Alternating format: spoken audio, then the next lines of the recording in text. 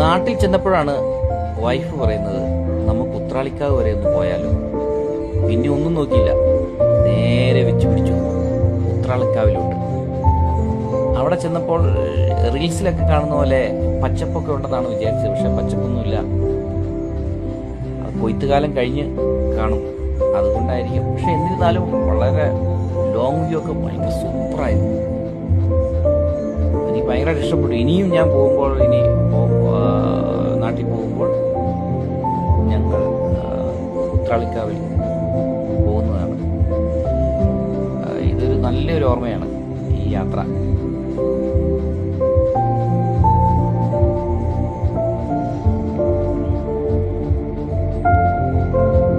ഗുരുവായൂർ സന്ദർശിച്ചു. അവിടെ നിന്നാണ് ഇത് ഉത്സവത്തിന് വേണ്ടിയിട്ട് അവര് റെഡിയാക്കുന്നത്. അത് പുറകു വഴി ട്രെയിൻ പോകുന്നുണ്ടോ, അത് ഞങ്ങൾ